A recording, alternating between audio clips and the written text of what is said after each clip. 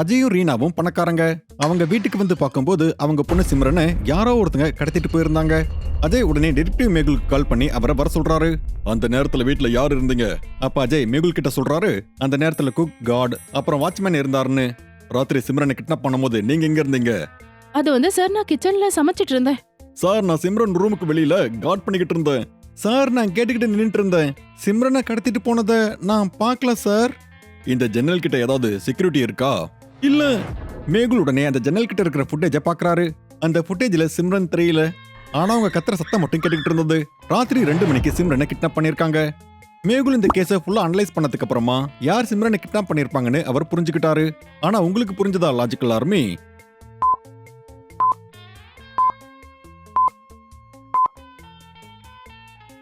Kidnapper cook தான். ஏன்னா ராத்திரி 2 மணிக்கு கிச்சன்ல யார் சமைச்சுக்கிட்டு இருப்பாங்க? அவங்க தான் போய் சொல்லியிருக்காங்க. மேகுல் அவங்கள விசாரிச்சப்போ அவங்க உண்மையை சொல்லிடுறாங்க. அப்புறம் சிம்ரனும் கிடைச்சிடுறாங்க. வாங்க அடுத்த கதையை பார்க்கலாம். ராகுலோட 3 ஃப்ரெண்ட்ஸான மோகித், ரமேஷ் அப்புறம் சோனுக்கு ஒரு பெயிண்டிங்க பண்றாரு. அவங்க 3 பேரும் பெயிண்டிங்க பார்க்கறதுக்காக வீட்டுக்கு வரும்போது ராகுல் மயங்கி விழுந்திருந்தாரு. அவர் வயித்துல யாரோ கத்தியால குத்திருந்தாங்க. இதை பார்த்து 3 பேரும் சத்தமா கத்துறாங்க. சோனு உடனே மேகுலுக்கு கால் பண்ணி ராகுலோட வீட்டுக்கு வர சொல்றாரு. உங்க 3 பேர்ல யார் டெட் பாடியை முதல்ல பார்த்தது? அப்ப 3 பேரும் ஒரே தடவை சொல்றாங்க, நாங்க இங்க 3 பேரும் ஒன்னாதான் வந்தோம். சரி, ராகுல் மர்டர் ஆகும்போது நீங்க எங்க இருந்தீங்க? சார் நான் என் ஒய்ஃப் கூட ரெஸ்டாரண்ட்ல டின்னர் சாப்பிட்டுக்கிட்டு இருந்தேன். சார் நான் என்னோட அம்மாவை ஹாஸ்பிட்டல் கூட்டிட்டு போயிருந்தேன். சார் நான் கார்டன்ல என்னோட பசங்க கூட நான் விளையாடிக்கிட்டு இருந்தேன். மேகுல் அவங்க 3 பேரும் சொன்னதை கேட்ட உடனே இதுல யார் போய் சொல்றாங்க, யார் கொலைகாரன் கண்டுபிடிச்சிடுறாரு. அது உங்களுக்கு தெரிஞ்சதா logical army?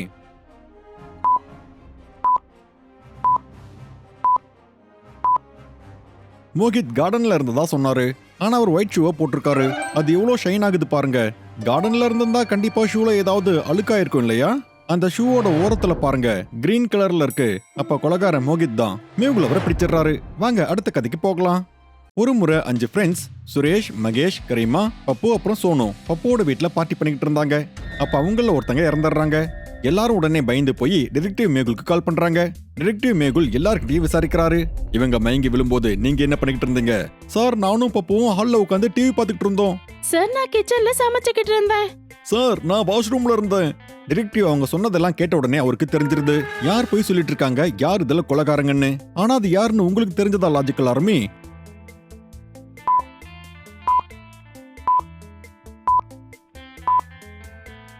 Detective Mehul கரீமாவை பிடிச்சிடுறாரு.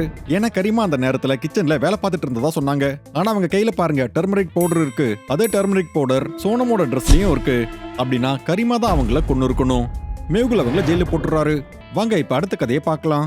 4 friends Sonu, Monu, Vikash, Deep ஒரு மவுண்டனை ஏறிக்கிட்டு இருந்தாங்க. அப்ப திடீர்னு தீப் அங்க இறந்து போயிடுறாரு. ஆனா தீப்பை யார் கொண்டாங்கன்னு அங்க இருக்கிற யாருக்குமே தெரியல. உடனே ஒருத்தங்க டிடெக்டிவ் மேகுலுக்கு கால் பண்ணி அவரை வர சொல்றாங்க. கொஞ்ச நேரத்திலேயே அவரும் அங்க வந்துடுறாரு. மேகுல் சீனை நல்லாவே அப்சர்வ் பண்றாரு. அப்படின்னா யாரோ பாய்சன் இன்ஜெக்ஷன் போட்டு தான் இவரை கொண்டு இருக்காங்க. மேகுல் இப்ப மீதி இருக்கிற 3 பேர்கிட்டயும் பக்கத்துல இருக்கிற ஒரு குச்சியை எடுத்துக்கிட்டு அவர்கிட்ட வர சொல்லி சொல்றாரு. எல்லாரும் ஒரு குச்சியை எடுத்துக்கிட்டு லைனா நடந்து வந்துட்டு இருந்தாங்க. மேகுல் 3 பேரையும் நல்லா அப்சர்வ் பண்றாரு. அப்புறம் தீபை யார் கொண்டு இருப்பாங்கன்னு அவருக்கு தெரிய வருது. லாஜிக்கல் ஆர்மி, அது யாருன்னு உங்களுக்கு தெரிஞ்சதா?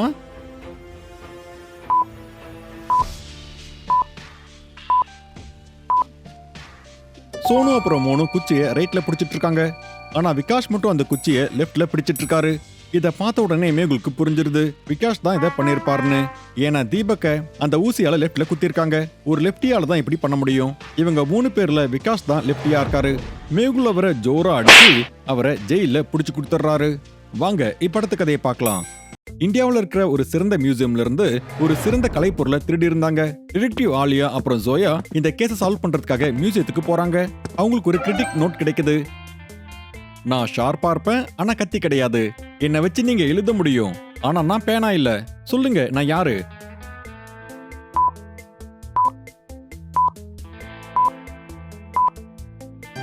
இந்த ரிடலோட ஆன்சர் பென்சில். மியூசியமோட டிராயிங் செக்ஷன்ல போய் ஒரு தடவை பாப்போம். நீங்க ஒரு ஜீனியஸ் ஆலியா அக்கா. டிராயிங் செக்ஷன்ல ஆலியா அப்புறம் ஜோயாவுக்கு ஒரு பென்சில் கிடைக்குது. அங்கேயே ஒரு நோட்டையும் வச்சிருந்தாங்க. வாயே இல்லாம நான் பேசுவேன், காதே இல்லாம நான் எல்லாத்தையும் கேட்பேன். எனக்குன்னு உடம்பு இல்ல, ஆனா காத்து வீசும்போது மட்டும் எனக்கு உயிர் வரும். நான் யாரு?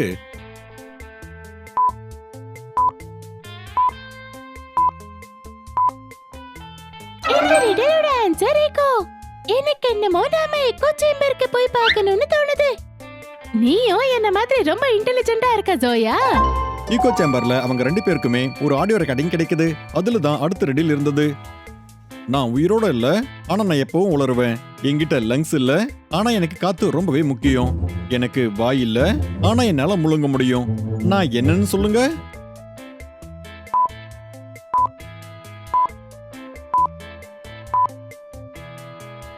இந்த ரிடலுக்கான ஆன்சர் ஃபயர். நாம மியூசியமோட ஃபயர் பிளேஸ்ல போய் செக் பண்ணுவோம். வாங்க அலியாக்கா, அப்ப நாம சீக்கிரமாவே. ஃபயர் பிளேஸ் ஏரியாவில் ஒரு இடன் கம்பார்ட்மெண்ட் இருக்கிறத பார்க்கறாங்க. அதுல அவங்களுக்கு இன்னொரு நோட் கிடைக்குது. இது எவ்வளோ அதிகமா இருக்கோ அவ்வளோ குறைவா அதை உங்களால பார்க்க முடியும். இது என்னது?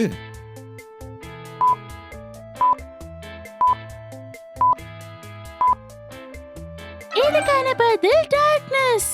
வாங்க பேஸ்மெண்ட்ல பார்க்கலாம். ஏன்னா அங்க தானே இருட்டா இருக்கும். பேஸ்மெண்ட் அப்புறம் டார்க்னஸா? அட என்ன காம்பினேஷன் இது? பேஸ்மெண்ட்ல டிடெக்டிவ்ஸ்க்கு ஒரு சீக்ரெட் ரூம் கிடைக்குது. அதுல தான் அந்த கலைப்பொருளை ஒளிச்சு வச்சிருந்தாங்க. அப்புறம் ஒரு சஸ்பெக்ட் அன்கான்சியஸ் நிலைமையில விழுந்திருந்தாரு. இந்த திருட்டுக்கான மாஸ்டர் மைண்ட நாம கண்டுபிடிச்சிட்டோம்னு நினைக்கிறேன். இந்த ரிடலை சால்வ் பண்ணது ரொம்ப நல்லா இருந்தது. டிடெக்டிவ்ஸ் எல்லா ரெடிலையும் சால்வ் பண்ணி அந்த திருடனோட மிஸ்ட்ரியை கண்டுபிடிச்சிடுறாங்க. ஆலியா அப்புறம் ஜோயா ராக்ஸ். வாங்க அடுத்த கதையை பார்க்கலாம். பின்ட்டு மின்ட்டு சின்ட்டு 3 பேரும் ரொம்ப நாட்டியான பசங்க. 3 பேரோட பெட்ரூமும் ஒண்ணுதான். தினமும் ராத்திரி ஹோம்ஒர்க் பண்றதை விட்டுட்டு அவங்க வீடியோ கேம் விளையாடிட்டு இருந்தாங்க. ஒரு நாள் திடீர்னு அவங்க அப்பா அவங்க ரூமுக்கு வந்துடுறாரு. ஆனா அப்ப அவங்க 3 பேரும் புக் படிச்சிட்டு இருந்தாங்க. ஆனா அவங்க அப்பாவுக்கு உடனே தெரிஞ்சிருது ஒருத்தங்க புக் படிக்கிற மாதிரி நாடகம் ஆடுறாங்கன்னு. லாஜிக்கல் ஆர்மி, அது யாரு? பின்ட்டுவா, மின்ட்டுவா இல்ல சின்ட்டுவா? நல்லா யோசிச்சு உங்க ஆன்சரை கமெண்ட் பண்ணி சொல்லுங்க.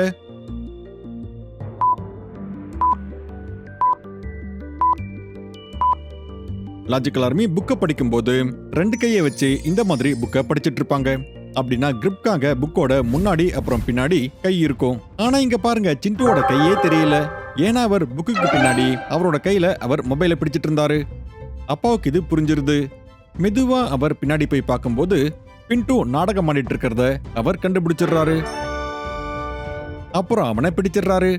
வாங்க இப்ப அடுத்த கதையை பார்க்கலாம். நைரோபியோட ஐ செக்யூரிட்டி லேப்ல ஒரு டாப் சீக்ரெட் ப்ளூ பிரிண்ட்டை யாரோ திருடிடுறாங்க.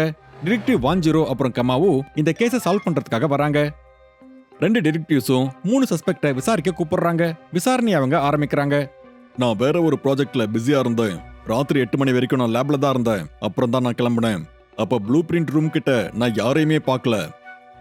நான் 9 மணில காரிடார்ஸை எல்லாம் க்ளீன் பண்ணிட்டு இருந்தேன். மிஸ்டர் பட்டேல் லேபை விட்டு வெளியே வரது, அப்புறம் மிஸ்டர் தாம்சன் ப்ளூ பிரிண்ட் ரூம்குள்ள போறத பார்த்தேன். நான் ராத்திரி முழுக்க லேபுக்கு வெளியில டியூட்டில தான் இருந்தேன்.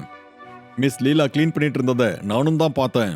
ஆனா ப்ளூ பிரிண்ட் ரூம்குள்ள யாரோ வரதையோ இல்ல போறதையோ நான் பார்க்கவே இல்ல.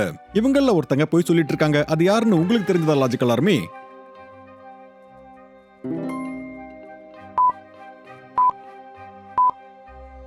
மிஸ் லீலா கிளீனிங் ஸ்டாப் தான் போய் சொல்லிட்டு இருக்காங்க.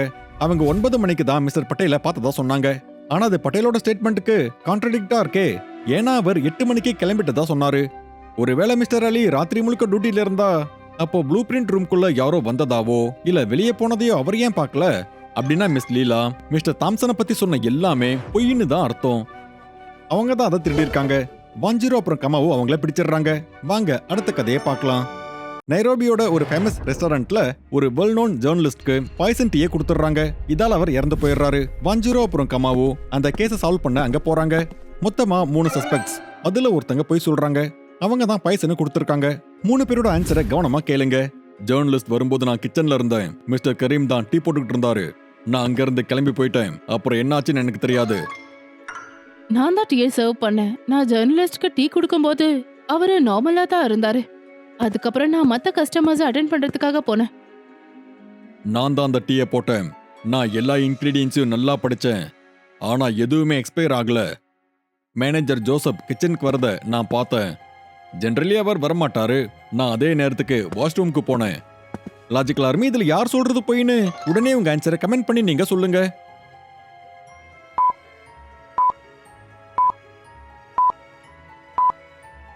குக்கோட வேலை ப்ரிப்பேர் பண்றது, வெயிட்டரோட வேலை அதை சர்வ் பண்றது. இவங்க 2 பேரும் ஏதாவது தப்பு பண்ணிருந்தா அவங்க உடனே மாட்டிப்பாங்க. ஆனா கேள்வி என்னன்னா, மேனேஜர் எதுக்கு கிச்சனுக்கு போனாரு? அவர் கிச்சனுக்கு வரும்போது குக் வாஷ்ரூம்க்கு போயிருந்தாரு. அப்படின்னா ஏதாவது பண்றதுக்கு அவருக்கு டைமும் கிடைச்சிருக்கு. கமாவு அவரை ஓங்கி அடிச்சிடுறாங்க. அப்புறம் அவர் பண்ண தப்ப அவர் ஏத்துக்கிறாரு. வாங்க அடுத்த கதையை பார்க்கலாம். இந்தியன் போலீஸ்க்கு ஒரு ஆள் மேல டவுட் வருது. அப்புறம் போலீஸ் அவங்கள பிடிச்சிடுறாங்க.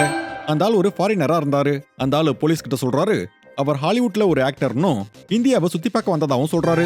அதுக்கப்புறம் அவர் அவரோட ஹாலிவுட் சீன்ஸை போலீஸ் கிட்ட போட்டு காமிக்கிறாரு. அந்த சீனை பார்த்ததும் இவர் பொய் தான் சொல்லிட்டு இருக்காரு அப்படின்னு போலீஸ்க்கு புரிஞ்சிருது. ஏலாஜிக்கல் ஆர்மி சீன்ல அப்படி என்ன பார்த்தாங்க? அது உங்களுக்கு தெரிஞ்சதா?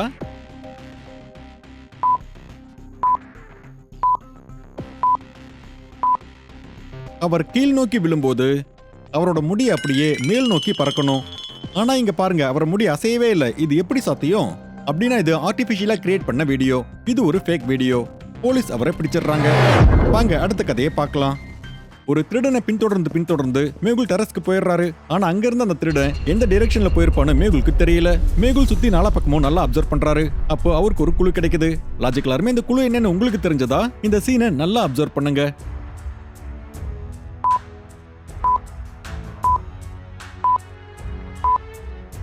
டெரஸ் மேல பாருங்க, இந்த மாதிரி நிறைய டிஷ் போட்டிருக்காங்க. எல்லாத்தோட டைரக்ஷனும் சவுத் ஈஸ்ட்ல இருக்கு. ஆனா இந்த கார்னர்ல இருக்கிறத பாருங்க, இதோட டைரக்ஷன் டிஃபரெண்டா இருக்கு. அது மட்டும் இல்லாம அதுக்கு பக்கத்துல ஃப்ரெஷ்ஷான இலைகள்லாம் கீழே விழுந்திருக்கு. அப்படின்னா அந்த திருடன் இதை யூஸ் பண்ணி தான் இங்க இருந்து தப்பிச்சு போயிருப்பான். இதனால தான் இலைகள் எல்லாம் கீழே விழுந்திருக்கு. மேகுல் அந்த மரத்தை பாக்குறாரு. பார்த்தா அந்த திருடன் அங்கதான் ஒளிஞ்சிருக்கான். மேகுல் அவனை பிடிச்சிடுறாரு. வாங்க இப்ப அடுத்த கதையை பார்க்கலாம்.